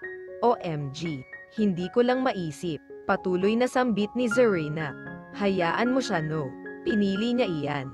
Sinaktan niya si Savannah at dapat lang nagumapang siya sa lupa. Maghirap pa siya pati ang babae niya. From that point of view, magsisimula ang realization at doon makikita at masusukat ang pagmamahal nila sa isa't isa. And I thank you. Singit ni Lucy. Well, may point ka Sisi. Kung tutuusin, tama ka. Lihim nating mabibigyan siya ng bilyong. Pero hayaan na muna siya. Pahirapan din para magtanda. Wika ni Ruby Rose na naglalagay na ng blush on sa mukha. Kayo naman. Naaawa lang ako kasi Tay Amora iyon at kuya ko yun. Well sige hayaan na muna siya. Pero Savannah, babantayan ko si Kuya Stanley. Nag-aalala ako especially nung ikinwento mo last time about sa mga goons na nakalaban mo. What if they will be back? Nag-aalalang sambit ni Zarina. Sige Zarina, pinsan mo si Stanley at alam kong gusto mo siyang protektahan. Gusto kong magsimula kang mag-imbestiga. Unahin mo ang pinagtatrabahuhan ng babae niya. Parang familiar kasi ang mga taong iyon. Hindi ko lang matandaan kung saan ko sila nakita. Wika niya. Thanks Bess. Gagawin ko wika nito sa kanya. By the way Bess, mag-ingat ka rin ha, para dyan sa inaanak namin. I am sure maganda or pogi iyan dahil mana sa aming mga magaganda. Singit ni Lucy. Don't worry po protektahan ko ang baby ko. Higit pa sa buhay ko. Sambit niya pero nalungkot bigla nang maalala kung kanino niya narinig ang huling mga katagang sinabi niya. Stanley, kahit na wala na tayo ay may alaala pa rin ang pagmamahalan natin kahit hindi naman nagtagal. Akala ko hindi na ako bibigyan ni God ng taong magmamahal sa akin ng lubos. Pero heto at dinadala ko na siya. I am always asking him for guidance. Pero sobra-sobra pa ang ibinigay niya sa akin. Hinding-hindi na ako malulungkot at masasaktan pa Stanley. Kahit wala ka okay na ako. Kinabukasan, maaga siyang nagising sa munting kwarto niya. Tumayo siya at pumasok sa CR upang maghilamos na at magsepilyo. Nang lumabas mula sa CR ay nagluto na muna siya ng almusal niya. Nagtimpla na rin siya ng gatas at naghanda ng prutas na kakainin. Kailangan niyang panatilihing malusog ang kanyang sarili. Puro masustansya na pagkain ang kailangan niyang kainin para sa munting buhay na pumipintig sa tiyan niya. Ito na ata ang pinakamasayang umaga niya. Ang magising na may masayang puso. Batid na biniyayaan siya ng munting anghel. Parang ang sarap bilangin ang mga oras at araw hanggang sa tuluyan na niyang makita ang munting Savannah sa buhay niya. Pagkatapos mag-almusal sa loob ng office niya ay lumabas na siya upang tingnan ang status ng cafeteria. 7 pa lamang ng umaga pero marami nang dumadaang mga customers. Karamihan ay nakakotse pa, kung sa bagay. Masarap naman talaga ang coffee nila kaya binabalik-balikan ng mga customers. Hindi lang yung kape, naghahain din sila ng mga pagkain. Dahil marami ng customers ay tumulong na rin siya sa mga tauhan niya. Tumutulong siya sa paghahain ng coffee at nag-e-enjoy naman siya. Hindi naman siya magtatayo ng cafeteria kung wala siyang hilig sa ganitong negosyo. Nakapag-serve na siya sa 2 niyang customers nang biglang tumawag si Zarina sa cellphone niya. Yes, Zarina, tanong niya sa kaibigan. Bess, bukas pala ay ipapakilala na kita sa mag-gym partner mo sa mga mission mo. Ipapadala ko sa iyo ang address at ang oras okay. See you Savannah, wika niya bago ibinaba ang tawag. So, magsisimula na naman ang mission niya. Kailangan niyang makagawa ng 2 mission bago siya manganak at bago pa lumak ang tiyan niya. It's a blood contract with Golson Scorpion Clan. Kaya naman kailangan talaga niyang magtrabaho muna ulit. Hindi naman siya bibigyan ng mabibigat na mission lalo na sa kalagayan niya ngayon. Hindi niya inaasahan na mas dadagsa pa ang mga tao sa cafeteria. Hindi normal ang pangyayaring ito dahil hindi naman ganito palagi. Sikat na ba ang cafeteria niya? Natatawa siya sa sarili niya dahil masyado siyang ambisosya. Ma'am Savannah, sa table 4 po ito. Wika sa kanya ni Faye. Ang isa sa mga tauhan niya. Matamis itong nakangiti sa kanya at ningingitian rin niya ito. Lahat naman ng mga empleyado niya ay kasando niya. Hindi nahihiya o natatakot ang mga ito sa kanya dahil kahit na siya ang may-ari ay tinutulungan pa rin niya ang mga ito kahit na sabihing bayad naman ang araw ng mga tauhan niya. She considered them also dahil hindi naman robot ang mga ito na hindi napapagod. Ma'am, here's your. Hindi na niya natuloy pa ang sasabihin sa babaeng nasa table 4. Muntik na nga niya itong hindi makilala dahil pinaikli nito ang mahabang buhok. Is she imitating her style? Napailing siya. What are you doing here? Tanong niya kay Grace na ibang-iba na talaga ang aura ngayon. Ano kaya ang nangyari sa babaeng ito? Sa isang iglap ay parang nag-transform talaga ito sa pagiging isang madam. May mga ginto na sa mga daliri at may gold necklace at earrings na ang babae. Well, compared to her, wala siyang suot na kahit na anong gold sa katawan. Ouch! Napakasuplada mo naman, Savannah. Ganito ba ang pagtrato mo sa mga customers mo? Mahina ngunit malaman nitong sambit sa kanya. Lumingon na siya ngunit binalingan niya itong muli nang marinig kung ano ang sinabi nito. Listen, maraming cafeteria dyan sa labas. Malaya kang umalis kung pumunta ka lang dito para magsimula ng away. Makinig ka, Grace. Bakit ba ganyan ka? Pwede bang mawala ka na lang? Wika niya sa babae. Mas pinahina lamang niya ang kanyang boses sa sandaling yun at baka mabulabog pa ang iba. Hindi na nga niya ginugulo ang dalawa.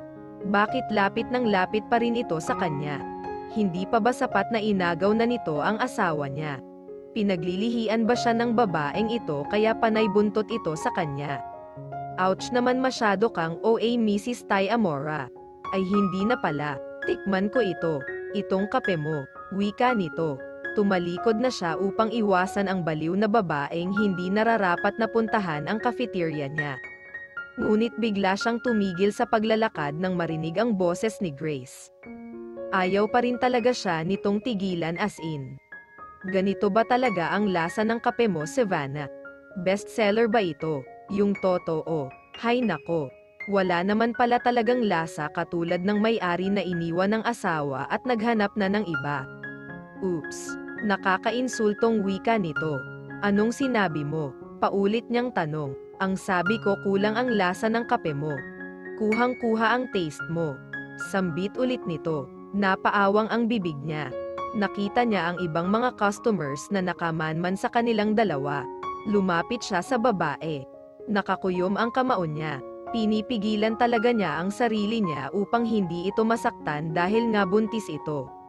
Talaga, walang lasa. O itong asukal at creamer. Para mas creamy na yang kape mo. Hiyaw niya sabay buhos sa mukha ng babae ang asukal at creamer na nasa lamesa nito. Walang hiya ka, Savannah. Hiyaw nito na walang habas ang mga tili habang pinapagpag ang mga creamer at asukal na nahulog na yata sa loob ng damit nito mula sa ulo.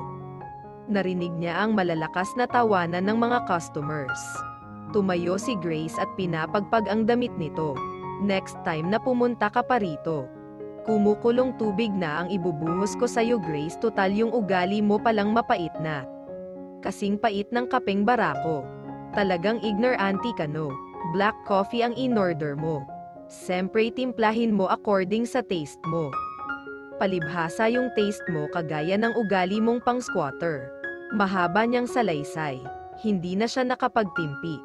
Mabuti na nga lang talaga ay masasakit na salita lamang ang sinabi niya rito dahil kung hindi lamang talaga ito buntis ay dinaplisan na niya ito ng bala sa tainga. Walang sabi-sabi ay tumakbo na ito palabas ng cafeteria niya. Sana naman ay hindi na niya ito makikita pa. Kung bakit kasi ito talaga ang lumalapit sa kanya. Akala siguro ng babaeng yun ay tahimik lamang siya dahil pinapalampas lamang niya ang pagmamaldita nito. May tamang lugar at oras din talaga ang babae sa kanya. Hindi siya santa para palampasin palagi ang magaspang nitong pag-uugali. Oh my gosh! Paano natitiis ni Stanley ang ugali nito? Akala niya ay mas better ang ipinalit nito sa kanya, ngunit parang asal hayop ang babaeng iyon. Maganda. Mahinhin at malumanay kung magsalita. Ngunit may nakatagong maitim na budi. Lumabas na muna siya sa cafeteria upang palipasin ang inis niya kay Grace. Pumunta siya sa parking lot kung nasaan ang kotse niya at minaneho iyon. Kanina, nakita niya na may umbok na ang tiyan nito. Anak, pangako kahit tayong dalawa lang. Magiging masaya tayo, sigaw niya sa kanyang isipan. Samantala, kalahating araw nang naglilibot si Stanley sa kamay ni Laan upang puntahan ang mga kilalang negosyante at umaasang makakahanap siya ng gusto siyang tanggapin bilang isang investor. Ngunit sa kasamaang palad ay wala kahit ni isa ang nais siyang tanggapin. Iba nga talaga ang impluwensya ng ama niya. Tiklop ang lahat ng mga negosyante dahil sa takot ng mga ito na pababagsakin ni Jake Ty Amora. Napamura siya sa hangin nang biglang tumirik ang kanyang sasakya. Mabuti na lamang at naiparada pa niya sa tabing kalsada.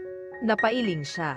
Nag-set pa naman siya ng appointment sa isa sa mga kilalang business tycoon sa bansa. Si Mr. James Lawis. Nagkasundo na sana sila noon para sa Casino Corporation, ngunit bigla yung naudlot ng dahil lamang sa daddy niya. Lumabas siya sa kotse at pumara ng taxi. Wala siyang choice kundi ang maghabol para sa takdang oras ng meeting nila ni James Lawis. Nang bumaba siya sa taxi ay muntik pa sana siyang masagasaan ng isang private na kotse. Mabuti na lamang ay nakailag pa siya. Ang tanging nasa isip niya ay ang meeting nila ni James Lawis.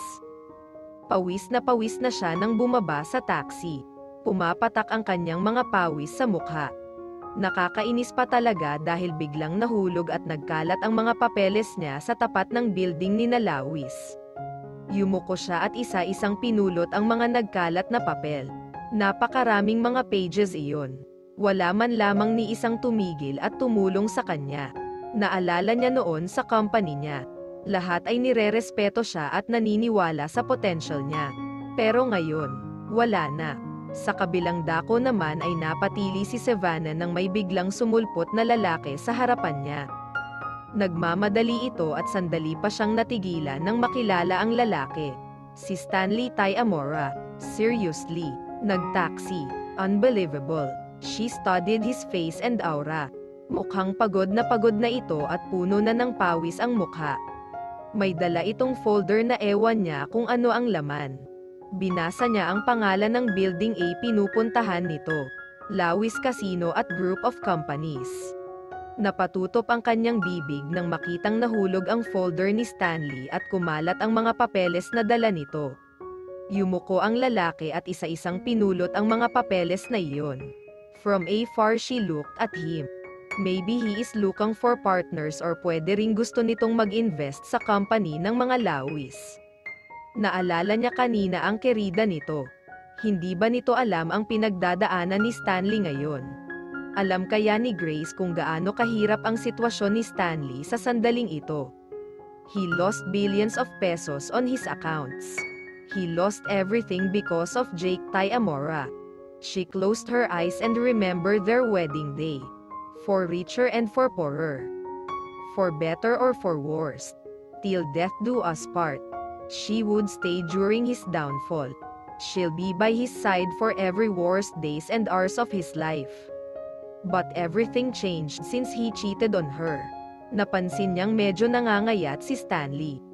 Bibili lamang sana siya ng taho sa kanto nang may makita siyang nagbebenta kanina, pero bigla siyang tumigil nang mapansin si Stanley. Hanggang ngayon ay inaayos pa rin ito ang nagkalat na mga papeles. Then, napakunot noo siya nang may makitang itim na sasakyan ang tumigil ay harap ng kotse niya. Nakita niyang may bumaba na tatlong nakaitim na lalaki at naglalakad papunta sa direksyon ni Stanley. Ngunit nakita niyang nagmamadali na si Stanley at hindi na ito naabutan ng tatlong lalaking iyon. Bigla siyang kinutuban ng masama. Could it be the same people last time? Ano ba ang pakay ng mga ito kay Stanley? She took pictures of the guys and their car.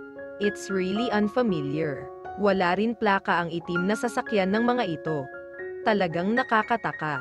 Kahit galit siya at hate si Stanley Amora ay ayaw pa rin niyang mapapahamak ito. Kahit na nagkamali ito at nagmahal ng iba ay naging mabait naman ito sa kanya noong nagsasama pa sila at noong siya pa ang mahal nito. Is he really happy now? Mukha bang masaya si Stanley sa buhay na pinili nito ngayon? Bakit mas mukhang stress na talaga ito kisa sa dati? Noong nagsasama pa sila, napailing na lamang siya. San Anga ay nagkakamali lamang siya. Kung tutuusin ay mas gwapo at mabango sana ito ngayon dahil inspired sa bagong pag-ibig nito. Pero parang baligtad talaga, mas naging matured si Stanley ngayon. Kung ay lalapit ito kay Grace ay parang magtiyuhin na lamang ang dalawa. At dahil panay ang pag-iisip niya kay Stanley ay may nabangga siyang sasakyan na for registration pa lamang ang plaka. Napatapik siya sa sariling noo. Eto kasi siya. Puro si Stanley at ang Grace na iyon ang nasa isip niya. Nakabangga tuloy siya at hindi basta-bastang sasakyan lang dahil latest Lamborghini model iyon na may presyong 15 milyon pesos. Wasak ang likuran ng sasakyan at mula sa driver's seat ay bumaba ang isang malagrik god ang kagwapuhan na lalaki. Nagsuot ito ng shades ng tuluyang makababa sa sasakyan at nakapamewang na lumapit sa kanya. She remained silent. He is knocking on her window multiple times now. Pero nakatulala lamang siya habang pinagmamasdan ang lalaki. Paano ba naman kasi pamilyar ito? It's Joey Lawis from the VIP island that he met couple of days ago. Naku, tail light pa lamang ng sasakyan ay milyones na talaga ang halaga. Inalis nito ang shades at sabay rin ang pagbaba niya ng bintana ng kanyang sasakyan. Nakita niya ang gulat sa mukha nito nang makita siya. I am so sorry. Tanging sambit niya. Sorry is not enough, darling. Wika nito at sa sandaling iyon ay parang binubundol ang puso niya sa kaba. Bilang isang assassin na kumikita ng milyon-milyon sa isang mission, kailangang itago ang iyong kayamanan sa ibang tao.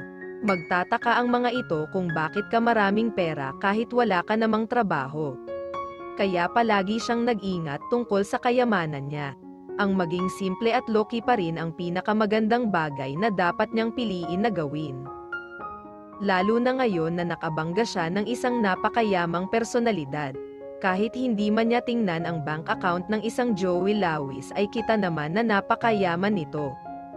Hindi isang ordinaryong milyonaryo lamang ang makakabili ng ganitong sasakyan.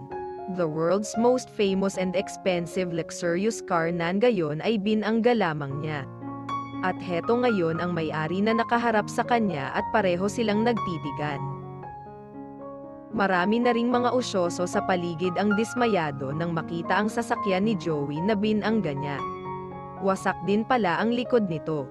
Hindi lang pala ang taillight. I think we should talk about this in some other place. Miss, tayo na lang ang mag-usap. Hindi na ako tatawag pa ng pulis, okay?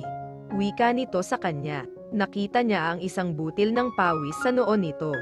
Nainitan na siguro ito dahil natagalan ito kanina at hindi yata sanay ang lalaki sa init. Magtataka pa ba siya kung bakit? Tumango siya sa lalaki at pinarada na muna ang sasakyan niya sa gilid ng kalsada at sa harap ng Lawis Casino at Group of Companies. Napakalaki ng kumpanyang iyon. Sinlaki ng company ng mga Amora. Sa loob na tayo mag-usap. We had met before, right? Do you still remember me? Joey Lawis here and you are a Amora's property, right? Tanong nito sa kanya. Umiling siya. Not anymore, Joey.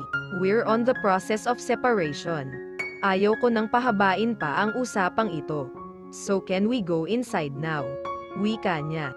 Kapag usapang love life talaga niya ay gusto na talaga niyang iwasan. Walang maganda sa love life niya. Puro sakit at pighati lamang. Ni siya ay ayaw niyang pakinggan ang storya ng buhay niya. Well, let's go. Wika nito sa kanya. Sumakay sila sa elevator and headed towards the CEO lounge. Umupo sila sa pandalawahang lamesa.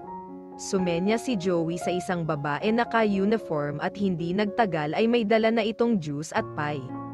Kumain ka na muna, Miss Tai Amora. Excuse me, please don't address me with that name. Mas gusto kong tawagin mo akong Savannah kesa tawagin mo akong ganyan. Ayaw ko sa apelyidong iyan. Patawad Savannah, hindi na mauulit. Well, allergic ka na ata sa apelyidong iyan samantalang ang ibang babae ay nagkakandara pa na makuha ang apelyidong iyan. Nakangising sambit nito sa kanya. Pwede bang pag-usapan na lang natin ang lambor na nasira ko? Wika niya rito, may pagka-chismoso naman pala itong si Joey. I am sorry Savannah, pero sisingilin na lang kita ng isang brand new na Lamborghini. Same model and same color as mine. Napaawang ang bibig niya sa narinig. What? Pwede mo namang repair na lang yun, diba?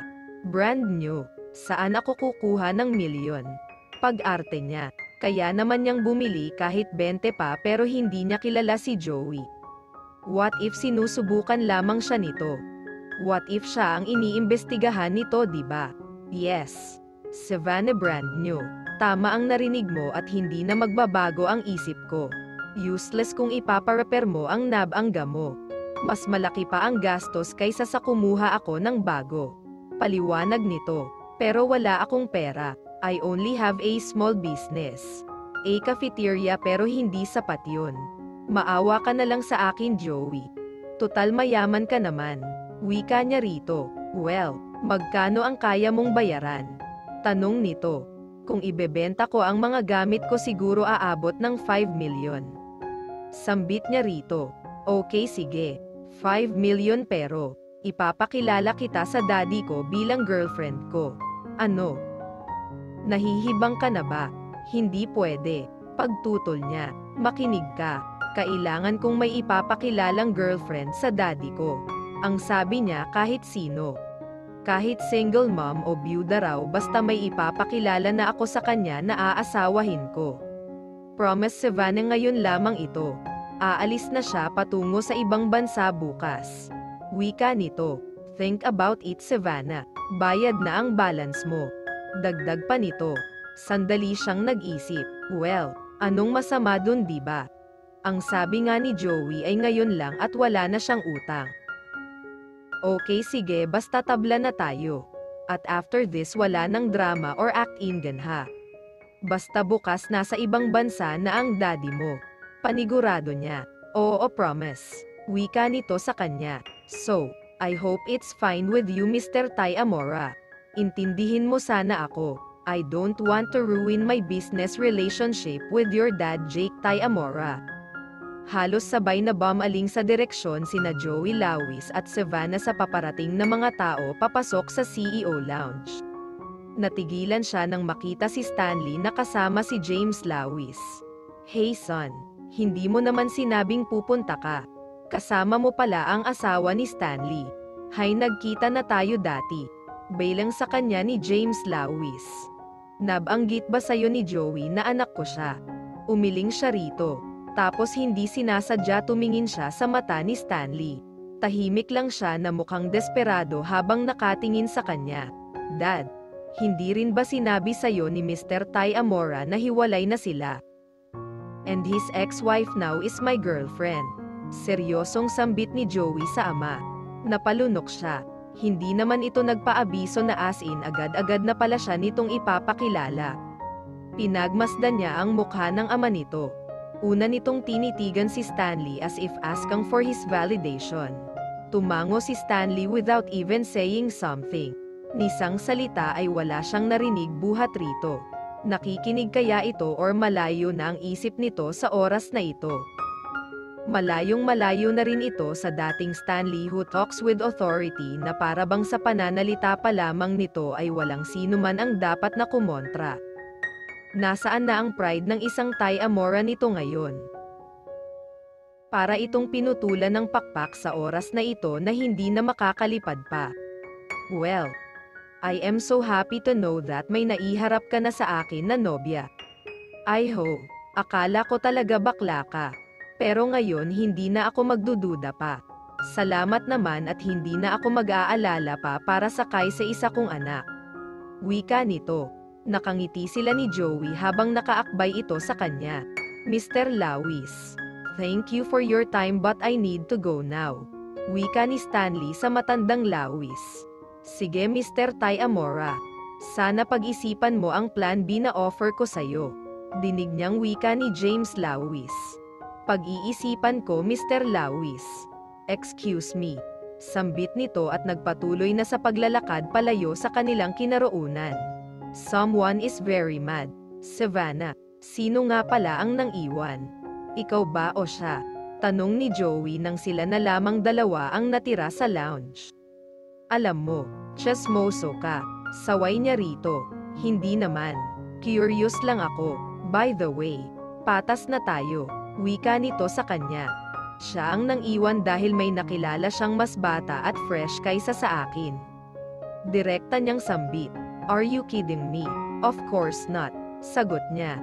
Well, bakit siya ang mukhang iniwan at ikaw itong parang nang-iwan? Wika nito. Natawa siya sa sinabi ng lalaki. Ewan. Siguro dahil sa nanghimasok ang daddy niya. Wala na siyang access ngayon sa lahat ng companies niya and other companies won't even entertain him. Wika niya, magkahalong sakit, lungkot at saya ang nararamdaman niya sa oras na ito. Balita ko nga, kung saan-saan na siya pumupunta para mag-invest sana pero tinatanggihan siya. He will only be accepted if may support galing sa daddy niya or else mamumulubi siya. Dagdag pa ni Joey. Oo nga. Tipid niyang sambit. Teka, malungkot ka ba? Affected ka ba? Tanong nito. Hindi naman. Siguro naaawa lang ako. Stanley is so hardworking and committed to business. Magaling siya. Kung wala siya, ang ibang kumpanya ng mga Ty Amora ay hindi magiging successful. Alam ko kasi kung gaano niya kamahal ang kumpanya nila. Dugo at pawis ang inilaan ni Stanley para makarating sa tuktok. At ngayon, sa isang kumpas lamang ng kamay ni Jake Ty Amora ay tila nawala na kaagad sa kanya ang lahat-lahat. Wika niya, syempre, sa kabilang banda ay masaya ako dahil kinakarma na siya. Sana makakabangon siya. Wika rin ni Joey sa kanya. Tumango na lamang siya rito. So, paano ba yan? Nagawa ko na ang role ko sa'yo. Makakaalis na ba ako? Wika niya sa lalaki. Well, of course. Sige Savannah, mag-ingat ka na next time. Wika nito. Kumaway siya sa lalaki at mabilis na sumakay sa elevator at umalis na sa building na iyon. Nang makarating sa kotse ay agad niyang binuhay ang makina nito. Nang lumingon siya sa may waiting area ng mga taxi ay nakita niya si Stanley na seryosong nag-aabang ng taxi. Nasa pila ito at kahit nasa malayo ay kitang-kita niya ang mga pawis ng dating asawa sa noo. Panay nga ang pagpahid nito sa mukha at leeg gamit ang panyo nito. Bumuntong hininga siya. Hindi dapat siya makakaramdam ng kahit nakititing na awa sa dating asawa. Pinilig niya ang kanyang ulo. Dapat galit na galit siya sa kanya lalo na at mas labis siya nitong sinaktan. Napakainit habang pumipila na si Stanley sa waiting area ng mga pasahero. Magtataksi na lang muna siya patungo sa sasakyan niya. May tinawagan siyang mekaniko para ipaayos ito at ngayon nga ay naghihintay na ang mga tao dahil tapos na raw ayusin ang kanyang sasakyan.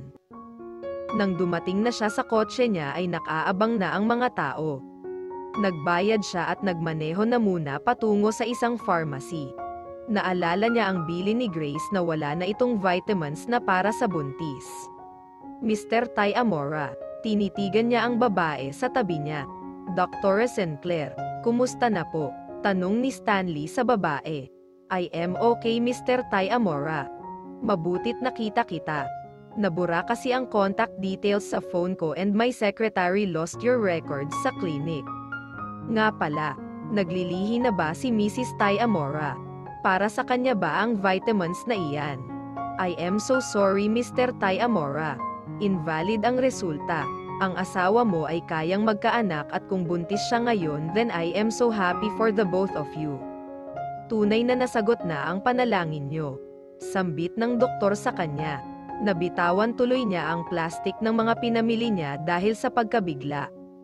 Tila nagunaw ang kanyang mundo nang malaman ang totoo. Wala sa sarili ay tumakbo na siya palabas patungo sa kaniyang kotse at doon niya pinaghahampas ang manubela ng kotse niya. Paano siya naging malupit? Pinagtaksilan niya ang kanyang asawa. Wala pa rin siya sa sarili hanggang sa nakarating na siya sa kondo nila ni Grace. Nang pumasok siya ay bigla siyang sinalubong ng yakap at halik ni Grace. "Wala ba akong pasalubong, mahal?" Tanong nito sa kanya. "Pasensya ka na, mahal. Nasiraan ako ng kotse. Hindi na ako nakabili ng request mo maliban sa vitamins na ito." Ibinigay niya kay Grace ang binili niyang vitamins sa pharmacy. "Ganun ba? Gutom pa naman ako." Wala pala si Manang Rose, yung tagaluto natin. Akala ko bumili ka ng lechon manok. Nag-text pa naman ako kanina pa. May tampong sambit sa kanya ni Grace. "I am sorry, mahal. Busy talaga ako. Hindi nga ako nakapagtanghalian kanina." Paliwanag niya. "So, hindi ka nagluto.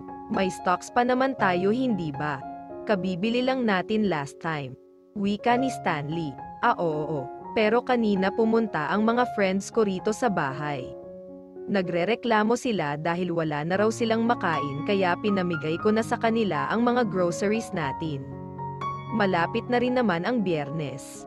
Another budget na naman ang ibibigay mo, hindi ba? Wika ng babae sa kanya. Oo, pero sana magtipid rin tayo, mahal. Hindi ibig sabihin na weekly tayong naggo-grocery, ipapamigay na natin lahat. Mag-iwan rin naman tayo para sa atin. Mahinahong sambit ni Stanley. "I am sorry, mahal, hindi na mauulit. Magsasaing na muna ako. Mabilis lang ito." Saad ni Grace. "Sige, so paano ang ulamin natin?" "Wait, may natira pang delata. Ito na lang, mahal." Wika ni Grace habang ipinapakita kay Stanley ang hawak nitong delata. "Ano iyan?" Maang nitong tanong. "Sardines. Hindi ka pa ba nakakain nito?" Tanong ni Grace. Umiling naman si Stanley. Hinding-hindi pa siya nakakakain ng delatang yon na sinasabi ni Grace. Samantala, pagsapit ng gabi sa mansyon ng Tay Amora. "Magandang gabi po, Senyorita Savannah." Nasa loob na po sina Senyor Jake at Senyora Anita. Pagbati sa kanya ng guard na bumukas ng gate at pinapasok na siya sa loob. It's a simple dinner at simpleng puting bestida lamang nagsuot niya. Naghihintay na nga ang dalawa sa loob at sumaya ang mukha ng mga ito nang makita siya. Niyakap siya kaagad ng biyenan nang lumapit siya sa mga ito. "Thank you at pinagbigyan mo kami, Savannah. Tara na sa dining area. Hindi pa kumpleto ang putahe pero umupo na tayo at maghintay na lamang." "Hindi naman ito magtatagal," wika ni Senyora Anita sa kanya. Nakahawak ang kamay nito sa baywang niya at inakay siya papunta sa dining area. "Kumusta ka na, Iya?" tanong ni Papa J sa kanya. Kitang-kita niya ang pag-aalala sa mukha nito. Ngunit ngumiti siya. Sinusubukang ipakita sa kanila na siya ay naka-move on na. Lalo na at ngayon na magkakaanak na siya ay unti-unti na siyang bumabangon mula sa pagkalugmok. She is healing but not too soon dahil sariwa pa rin naman ang lahat. Oo, matatag siya. Pero ang ganitong klaseng sakit ay hindi basta-basta mabuburas sa puso niya. It takes time to heal. Ika nga. I am okay, Papa J. Huwag na po kayong mag-alala. Naka-move on na po ako. Sambit niya sa mga ito kahit 50% pa lamang ang development ng pag-move on niya. Well, that's good, Iya. Hay, ewan ko ba riyan kay Stanley. Pero, I think natututo na siya sa pagkakamali niya. Wika ni Papa J sa kanya. At alam na niya kung ano ang ibig sabihin nito. Hello everyone. Bati ni Lance na nilapitan silang lahat at hinalikan sa pisngi. Umupo ito sa tabi niya at kinumusta siya. Kagaya kanina ay sinabi niyang okay lamang siya. Hindi naman nagtagal ay dumating na rin si Drake Tay Amora. Galing pa raw ito sa Cebu. You look so devastated, bro. What happened in Cebu? Tanong ni Lance sa kapatid. Umiling lamang si Drake at saka umupo na rin sa tabi ng ina while si Papa J ay nakaupo sa dulo. May seafoods pa. We'll just wait until it's cooked, okay? Sabad naman ni Senyora Anita. Tumango naman sila. Hindi naman nakakainip kasi panay ang chika niya at ni Lance. Mga anak, alam nyo naman siguro kung bakit namin kayo tinawagan para sa espesyal na dinner na ito, right? Matatagalan kami ng mommy ninyo sa abroad. Kami ay naghahanap para sa isang malaking kumpanya sa ibang bansa. Ang pinakamalaki kumpara sa mga nasa Philippines and US. Siguro, years pa bago kami ulit babalik rito sa Pilipinas, kaya ang sandaling ito ay magiging napaka-espesyal para sa atin. Mahabang salaysay ni Papa J. Mamimiss namin kayong lahat. Hangad nga sana namin na sana ay katulad pa rin ng dati ang ating pamilya. Dagdag naman ng mommy niya. Dad, darating si Kuya. Tinawagan ko siya. Huwag naman po sana natin kalimutan si Kuya. Remember, isa siya sa mga nag-train sa amin ni Lance hanggang sa marunong na kaming tumayo sa aming mga sariling paa pagdating sa negosyo. Dad, Kuya is the blood and flesh also of all our companies. Masakit malaman ang ginawa mo sa kanya. Hanggang kailan, Dad? Gusto mo bang makitang gumigapang ang isang Tay Amora sa lupa? Kailangan pa ba niyang magmakaawa sa mga negosyante para lamang tanggapin ang pakikipagsosyo niya? Mahabang sambit ni Drake sa ama. Son, buhay pa ako, hayaan mo munang ako ang magdesisyon sa mga bagay pagdating sa inyo. Tungkol sa company, pinoprotektahan ko lang ito. Kung alam mo lang ang tungkol dito. Hanggang nabubuhay pa ako ay walang anak ang kaya akong suwayin. Kaya kong ibigay sa inyo ang lahat ng kayamanan dito sa mundo, pero kaya ko rin iyon bawiin sa isang iglap. Wika naman ni Papa J na ikinatahimik ng dalawang anak nito. I am so sorry, Dad.